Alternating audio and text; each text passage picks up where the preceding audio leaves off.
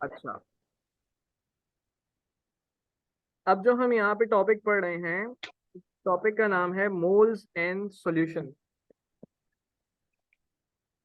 Moles and solution. Actually क्या है कि सॉल्यूशन जो बनता है ना, वो किसी भी दो चीजों से मिलके बनता है। जैसे हमें पता है कि हम रमजान में कोई शरबत बनाएं अगर, तो शरबत के अंदर हम एक पानी डालते हैं, और इसके अंदर कोई हम जूस डाल देते हैं या कोई भी चीज़ मिला देते हैं। जैसे पाकिस्तान में रूह अफ़ज़ा मशहूर है, अब वहाँ पे क्या मशहूर है मुझे नहीं पता, लेकिन कुछ ना कुछ मिला जुला के एक चीज़ बनाते हैं। अब मिसाल के तौर पे आपने एक जूस बनाया या एक शरबत बनाया जिसके अंदर आपने शुगर बढ़ा दी, शुगर आपने बढ़ा दी। तो अब क्या हुआ, इस शरबत की जो कंसंट्रेशन है वो बढ़ जाएगी। शुगर की कंसंट्रेशन इस शरबत के अंदर वो बढ़ जाएगी। इस वजह से जो ओवरऑल जूस का टेस्ट है वो बहुत ज्यादा स्वीट हो जाएगा, बहुत ज्यादा जो है वो मीठा हो जाएगा। Same same goes for all those solution which we have been prepared laboratory के solution बना रहे होते हैं। उनकी concentration जो है वो डिपेंड कर रही होती है, कंसंट्रेशन डिपेंड कर रही होती है मोल्स अपॉन सॉल्यूशन, कि कितने मोल एक सॉल्यूशन में डिसॉल्व हुए हुए हैं ऑलरेडी। और इसका एक और भी फॉर्मूला होता है, amount of solute divide by volume of solution. क्या मतलब हुआ कि एक वॉल्यूम ऑफ सॉल्यूशन, जैसे मिसाल के तौर पे यहाँ पे हमने मार्क 10 dm³ है। अब इसके अंदर अगर मैं कितना, मिसाल के तौर पे ये पानी है, अब आपने इसमें डाला शहद जो कि क्या कहलाता है इंग्लिश, ठीक है, ये शहद वाला ही हनी है। अच्छा, जब ये पानी के अंदर डाला गया तो मिसाल के तौर पे आपने 1 स्पून डाला, उस वक्त पानी पे इतना ज्यादा इसका टेस्ट में बहुत ज्यादा फर्क नहीं आएगा। लेकिन अगर 3 स्पून डाल दिए, क्योंकि आपने सॉल्यूट की क्वांटिटी को बढ़ा दिया, तो सॉल्यूट की क्वांटिटी बढ़ाने से क्या होगा, पानी में मिठास और शहद का असर जो है वो बहुत ज्यादा हो जाएगा, जिसकी वजह से हम कहेंगे यार शहद जो है ना वो बहुत ज्यादा डल गया है, वो कंसंट्रेटेड हो गया थोड़ा सा, वो जो है ना थोड़ा सा ज्यादा मीठा हो गया। तो इस तरीके से हम कंसंट्रेशन निकालते हैं, amount of solute upon solution. ये बात समझ आई बेटे? यस। अब यहाँ पर जो हमारे पास चीजें हैं, अमाउंट ऑफ सोल्यूट को हम ग्राम में भी लेते हैं, ठीक है। जैसे इसका यूनिट बता रहा हूँ मैं आपको। अगर आपने ये मास में लिया है सोल्यूट, तो आपका यूनिट क्या बनेगा, ग्राम पर dm³। और अगर आपने अमाउंट ऑफ सोल्यूट को मोल्स में लिया है, तो ये फॉर्मूला आपका बन जाएगा मोल पर dm³, मोल अपॉन dm³। ये दोनों फॉर्मूले बन सकते हैं, ठीक है। तो इससे हमें ये बात समझ में आई कि ग्राम पर dm³ भी हमारे पास फॉर्मूला है और मोल पर dm³ भी फॉर्मूला है। अच्छा, अब यहाँ पर जो एक चीज समझने वाली है वो ये है कि एक होती है मोलर कंसंट्रेशन और एक होती है मोलल कंसंट्रेशन। मोलर निकला है मोलैर से, और मोलल निकला है मोलैलिटी से। इन दोनों में इतना फर्क है कि इसके अंदर आप 1000 cm³ के अंदर डिसॉल्व करते हो,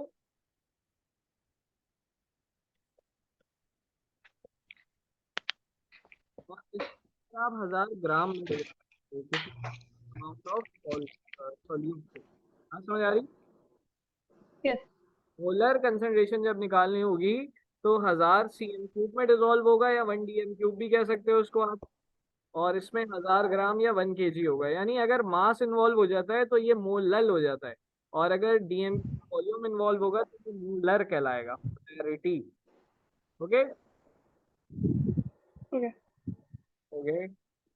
अच्छा ये वैसे कोर्स में था कुछ, हमारी टीचर ने ये नहीं बताया हमें। अच्छा, ये कोर्स का पार्ट आपके नहीं है? पता नहीं। चलो अब शुरू किया तो पढ़ ही लेते हैं। सही है। अ, मैं इसको आपको आइडिया देता हूँ ना, ताकि आपको आइडिया तो हो जाए कि सॉल्व कैसे करना है। आसान है, मुश्किल नहीं है। देखो, अब हमारे पास इसके न्यूमेरिकल में क्या होता है। केमिस्ट्री टोटल न्यूमेरिकल बेस्ड होती है और कॉन्सेप्ट बेस्ड होती है, ये तो हमें पता है। तो हमने पहले कॉन्सेप्ट ले लिया, अब हम चलते हैं इसके न्यूमेरिकल की तरफ। How many. अच्छा, पहले हम चलते हैं बेसिक की तरफ। Calculate the concentration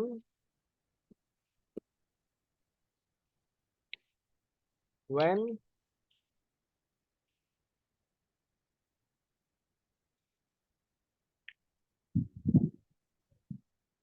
2 moles of HCl is dissolved in 10 dm cube। Simple सा न्यूमेरिकल है। आपको इन्होंने कहा मोल पर डी कंसंट्रेशन बताओ। आपके जहन में फौरन फॉर्मूला आ गया कि मोल्स अपॉन वॉल्यूम होता है। तो आपने कंसंट्रेशन की जगह concentration is equals to, sorry, moles moles is 2 and volume is 10, तो 2 1 जा 2 5 जा, तो कंसंट्रेशन इसकी हो गई 0.5।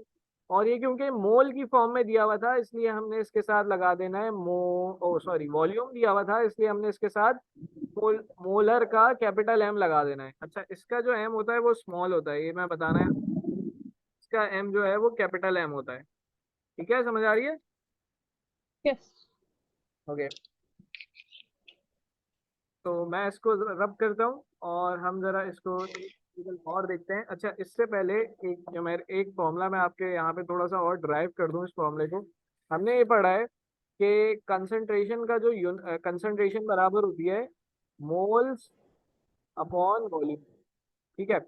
अब मैं इसको वॉल्यूम इन डीएम क्यूब, मैं इसको फर्दर और इस फॉर्मूले को ड्राइव कर, तो मैं इसको यूँ लिख सकता हूँ, mole multiply by 1 upon volume in dm cube, ऐसे भी लिख सकता हूँ ना। यस। अच्छा, मोल की जगह मैंने क्या लिख दिया, मोल मुझे पता है मास अपॉन मोलर मास होता है, उसकी जगह मैंने ये लिख दिया। और 1 अपॉन वॉल्यूम डीएम क्यूब के कैसे निकलता है। अब देखो, अगर मुझे वॉल्यूम सीएम क्यूब में दिया हुआ है, तो सीएम क्यूब वाले वॉल्यूम को मुझे 1000 से डिवाइड करना पड़ेगा, तो ये डीएम क्यूब का फॉर्मूला बन जाएगा टोटल। ये बात समझ आई? अगर मुझे सीएम क्यूब में दिया हुआ हो तो मैं 1000 से डिवाइड कर दूंगा, तो ये एक्चुअली डीएम क्यूब का फॉर्मूला बन जाएगा। तो मैं ये इसलिए कर रहा हूँ कि अगर मुझे सीएम क्यूब में दिया हो तो मैं पूरा फॉर्मूला एक ही बना लूँ। तो ये मल्टीप्लाई बाय 1000 ऊपर आ जाएगा और वॉल्यूम इन सीएम क्यूब नीचे आ जाएगा। ये बात समझ आई? यस। कोई सवाल है तो पूछ लीजिए। नहीं। सवाल नहीं है या पूछेंगे नहीं? नहीं सवाल नहीं। ठीक है, ठीक है। अच्छा, चलो अब सवाल की तरफ चलते हैं। Calculate the concentration of solution. Calculate the concentration of solution of sodium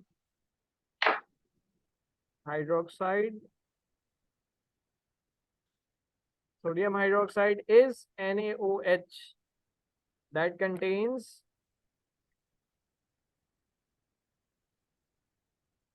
10 gram of NaOH in a final volume of 250 cm cube। अब ये पूरा न्यूमेरिकल आपको दिया हुआ है और आपको कहा है कि बेटे कंसंट्रेशन निकाल के बतानी है। कंसंट्रेशन, अब जब आपने इस सवाल को गौर से पढ़ा तो कंसंट्रेशन निकालने के लिए आप अगर बेसिक फॉर्मूले पे जाओगे तो वो काम नहीं आएगा ये वाला। आपको ये जो ड्राइव फॉर्मूला है इस पे आना पड़ेगा, क्योंकि इधर आपको मास दिया हुआ है, ये मास हो गया। इधर आपको वॉल्यूम जो है वो cm³ में दिया हुआ है, और NaOH से आप मोलर मास निकाल लोगे।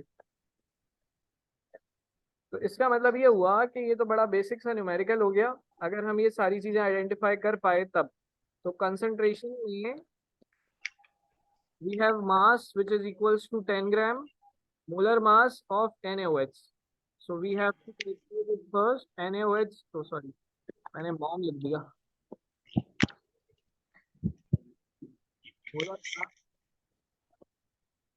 of NaOH, तो molar mass of NaOH is, yes, Na का कितना होता है मोलर मास? periodic table 23। बेटे याद रखें ये बेसिक बेसिक वाले। 16 is oxygen and hydrogen is 1, तो ये मिल मिला के कितने हो गए? 40। तो कंसंट्रेशन में पहले मास लिख दिया हमने, नीचे मोलर मास की जगह 40 आ गया, और क्या होगा 1000 ऊपर आ गया, और वॉल्यूम ऑफ सॉल्यूशन 250 नीचे आ गया। ओके, समझ आ रही है? yes अब आप इसको सॉल्व करें। 250 250 250 4 जा 1000, 10 1 जा और 10 4 जा 4, और 40 कैंसिल होके सारा मेरे पास 1 मोलर का सॉल्यूशन आ गया।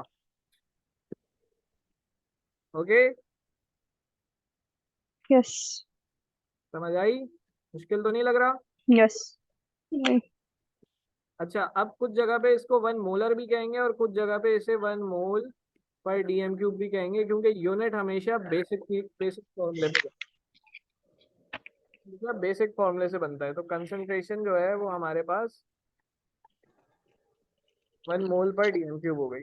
यहाँ तक क्लियर है? yes ओके,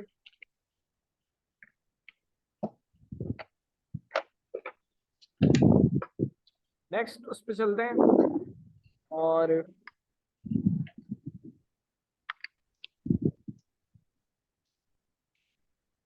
नेक्स्ट जो टॉपिक है हमारा वो है एसिड टाइट्रेशन। ये वाला टॉपिक है स्कूल में, क्या एसिड बेस टाइट्रेशन वाला टॉपिक में। I included अब तक किया नहीं है। अच्छा, मतलब है तो ना। हम्म,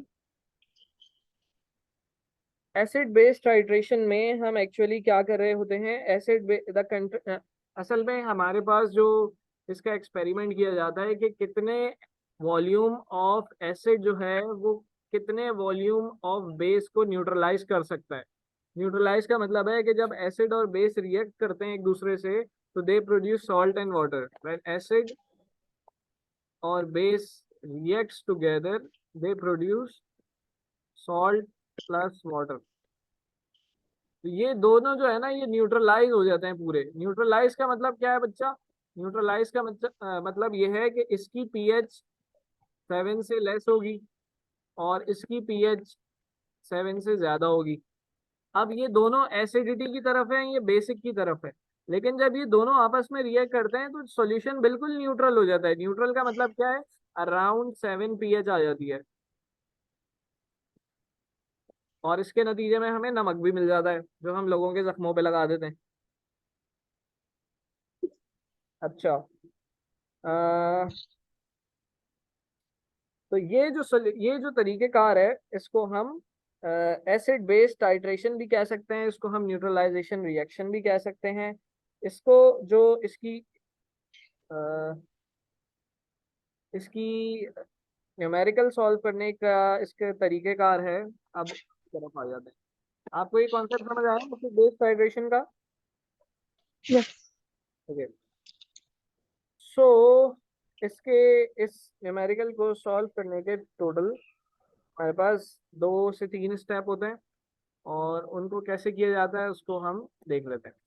सबसे पहले हमारे पास पेज नंबर 118 पे सवाल लिखा हुआ है। A solution of hydrochloric acid is titrated against a standard sodium hydroxide solution. It is found that 20 cm cube of acid neutralize 25 cm cube of 1.1 mole per dm cube solution of NaOH. अभी क्या बोल रहे हैं? ये कह रहे हैं कि एक तरफ एसिड है, एक तरफ बेस है। जो हमारे पास वॉल्यूम है एसिड का वो 20 cm क्यूब लिया हुआ था, और जो हमारे पास बेस का सॉल्यूशन था वो 25 cm cube. 20 cm cube acid ने 25 cm क्यूब बेस को न्यूट्रलाइज किया, और बेस जो है उसकी कंसंट्रेशन उन्होंने हमें दी है, कंसंट्रेशन ऑफ बेस, यानी इसको आप मोलैरिटी भी कह सकते हो, एम भी कह सकते हो, कंसंट्रेशन भी कह सकते हो, कोई मसला नहीं है। ये 0.1 है। बेटे समझ आ रही है? यस। कंसंट्रेशन आप अपने आप जहन में बिठाओगे, ये मोलैरिटी भी है और इसको आप कंसंट्रेशन भी कह सकते हो, कोई मसले की बात नहीं है, दोनों एक ही चीजें होती हैं। Okay, so what is the concentration of hydrochloric acid used? यानी वो ये पूछ रहे हैं कि कंसंट्रेशन ऑफ हाइड्रोक्लोरिक एसिड जो इस्तेमाल हुई थी वो इनको बतानी है। बात समझ आई? यस। अच्छा, अब इसमें हो क्या रहा है? इसमें हो ये रहा है कि एसिड जो है वो न्यूट्रलाइज हो रहा है बेस से, और एसिड जब बेस से न्यूट्रलाइज होता है तो वो बनाता है सॉल्ट और वाटर। तो हमें इसकी सबसे पहले इक्वेशन लिखनी होगी। इक्वेशन लिखने का क्या तरीकेकार है वो हमने डिस्कस किया था लास्ट टाइम कि अच्छा, इसके लिए आप पहले कौन कौन से एसिड हैं? एक हाइड्रोक्लोरिक एसिड है, तो hydrochloric acid is what? Yes, कैसे लिखते हैं हाइड्रोक्लोरिक एसिड? HCl। यस। और sodium hydroxide is a strong base जिसको हम NaOH लिख सकते हैं। तो इसके नतीजे में प्रेडिक्ट कर सकते हैं आप कि कौन सा एसिड बने, कौन सा सॉल्ट बनेगा।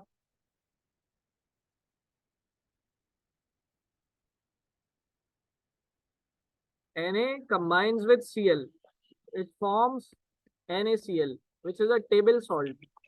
Okay. And H part combines with OH and it forms.